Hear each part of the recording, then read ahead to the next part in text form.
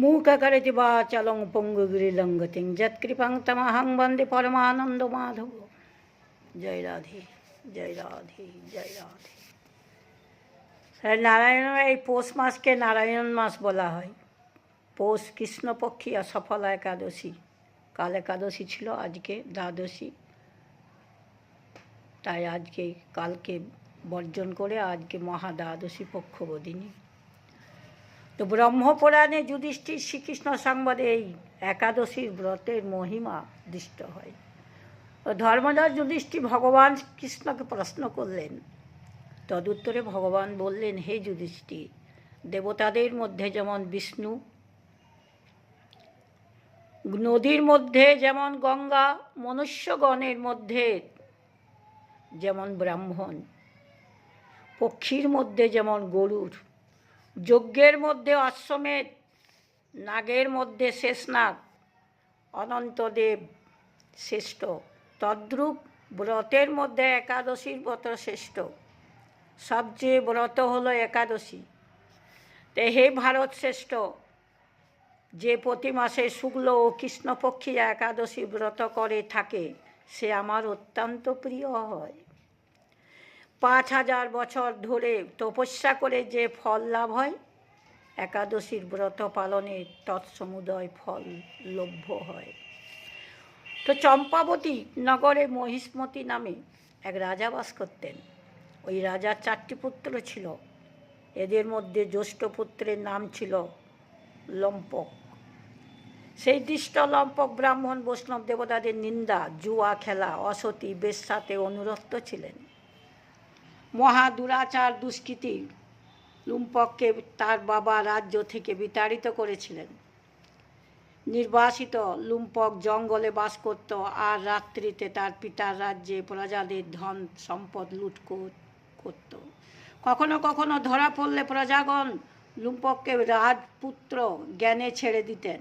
বনের ফল ও বন্য পশুর মাংস খেয়ে জীবিকা নির্বাহ করা ছাড়া অন্য কোনো উপায় তার ছিল না। ওই বনে দেবতার ন্যায় পূজা এক পিপ্পল বৃক্ষ ছিল।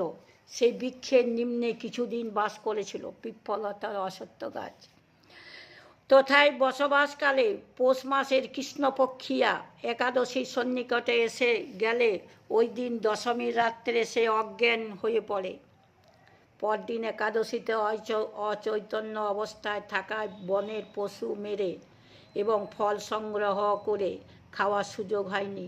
রাত্রে ক্ষুধায় পীড়িত লম্পকের জ্ঞান হারিয়ে ফেরে।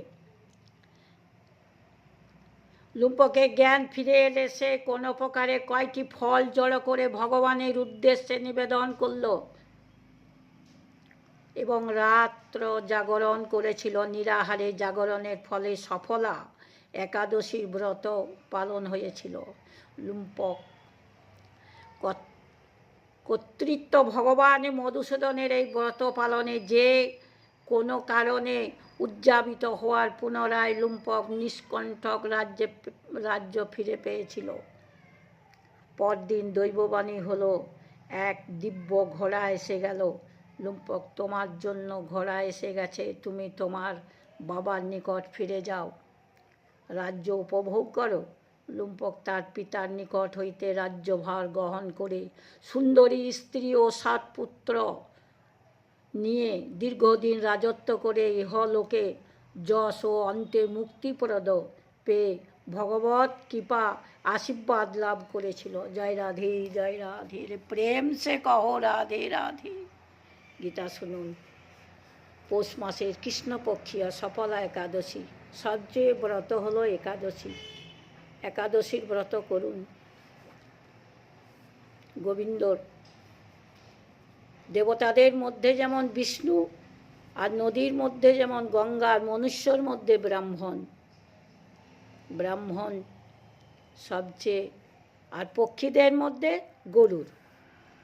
গরুরা ওই বিদহে সুপর্ণা ওই ধীমহি তন্নে গরুর হলো ভগবান বিষ্ণুর বাহন। জয় রাধে জয় রাধে। রাম লক্ষণং পূর্বজনং রঘুবরং সীতাপতি সুন্দরং কাকস্য করুণাময় বৈপ্রপ্রং দশরথ তনয় শ্যামল শান্তিমূর্তি ভি রঘুকুল তিলকম দক্ষিণে লক্ষণবন্দী বামেতে জানকী শোভাপুরতে মারুতি স্তং নমাম রামায় রামচন্দ্রায় রামভদ্রায় বেদসে রঘুনাথায় নাথায় সীতাপতি পতয়ে নমঃ। জয় সীতাপতি রামচন্দ্রায়। হরে কৃষ্ণ কৃষ্ণ কৃষ্ণ হরে হরে, শ্রীকৃষ্ণ চৈতন্য প্রভু নিত্যানন্দ শ্রী অদ্বৈত গদাধর শিবাদতি গৌর ভক্ত। জয় রাধে। বন্ধুরা, গীতার মাহাত্ম্য শুনুন।